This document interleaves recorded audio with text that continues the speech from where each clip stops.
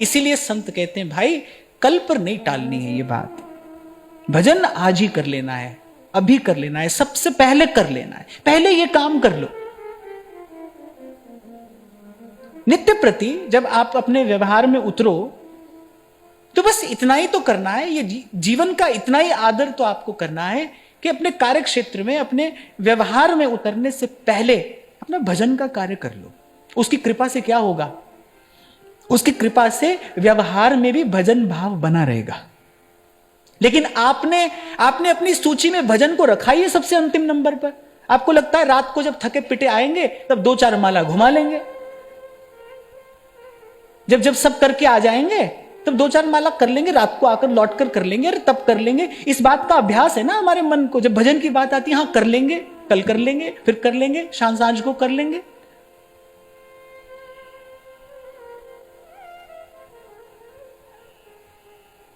एक साधक के जीवन में कम से कम भजन भाव का इतना आदर तो हो ना कि वो अपने सब काम की सूची में वो भजन को सबसे पहले नंबर पर रख ले।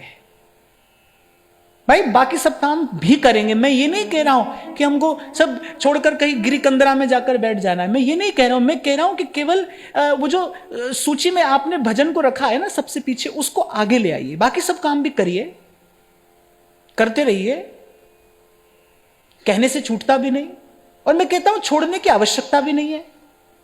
एक आध्यात्मिक व्यक्ति जब समाज की सेवा करता है तो उसका लाभ बड़ी बड़ी दूर तक पहुंचता है।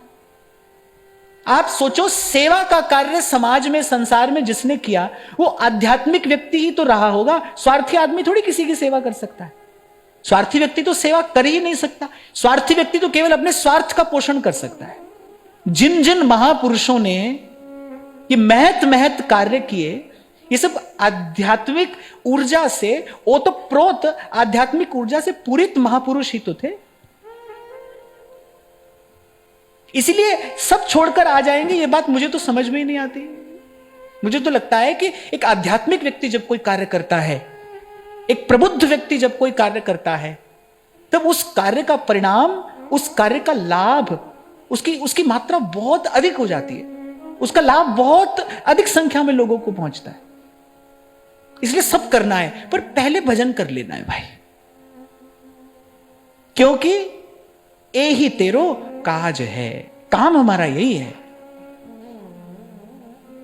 काम यही है, इसी काम के लिए आए हैं। राम सिमर, राम सिमर। और ये मैं आपको नहीं सुना रहा हूं, ये बात अपने मन को सुनाने की है।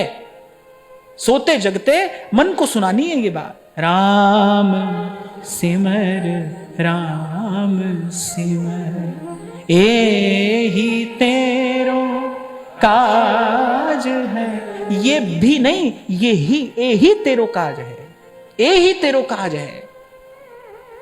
और अगर किसी के मन में ये प्रश्न इस समय उठता हो कि भाई फिर काम कौन करेगा, आप एक बार भजन भाव के प्रति समर्पित होकर देखो, आपके काम की गति, आपके काम की दशा, आपके काम का परिणाम सब बदल जाएगा।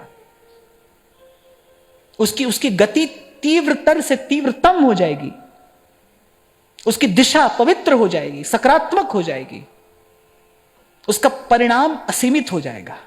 एक बार पहले आप भजन भाव के प्रति समर्पित होइए। जब कोई भजन करता है ना भाई, प्रकृति का कण कण उसके सहयोग के लिए उपस्थित हो जाता है, उपस्थित।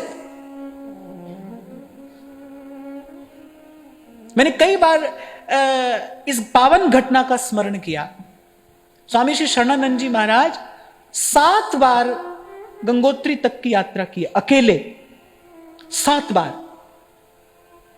एक लेख में मैंने पढ़ी थी ये बात कि वो कहते थे कि मैं वृक्ष के नीचे बैठता था, वृक्ष फल गिरा देते थे। मैं वृक्ष के नीचे बैठता था, वृक्ष फल गिरा देते थे। गंगा का जल मुझे दूध के समान पोषण देता था।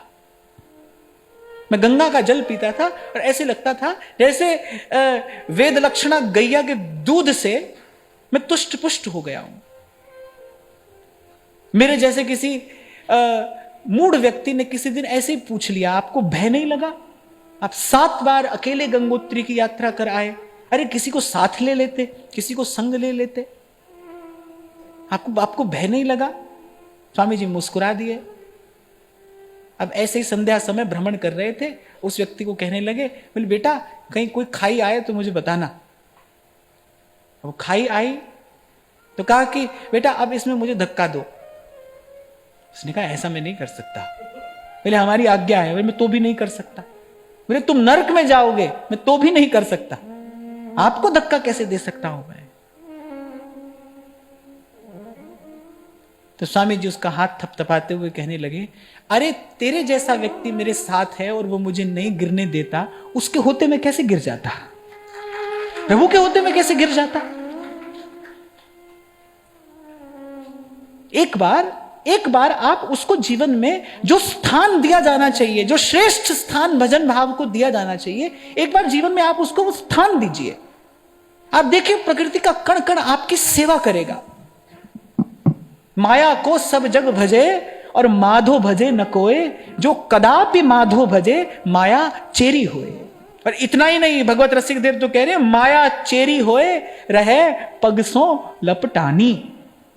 अब देखो भगवान भी कह रहे भाई मेरी माया से डरना, और यहां संत ऐसी युक्ति बता रहे हैं, बोले अरे इनका भजन कर लो, माया तो चेली हो जाती है। संतों ने माया को चेला बनाया है, चेली बना लिया अपनी माया को। जो कदापि माधो भजे माया चेरी होए, और माया चेरी होए रहे पगसों लपटानी।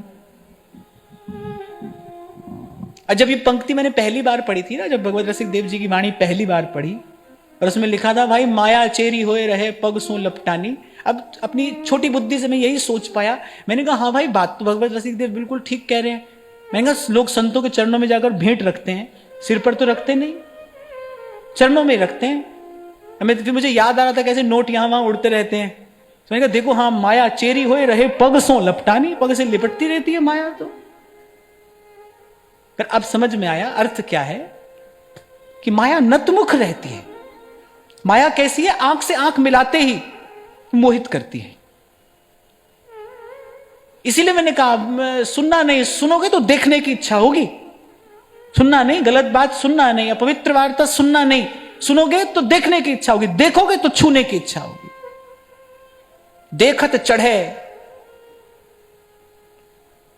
फिर छूने की इच्छा होगी, छूओगे तो चखने की इच्छा होगी। इतना तो पर्याप्त है, इतना पर्याप्त है, उसके लिए इतना अवसर पर्याप्त है।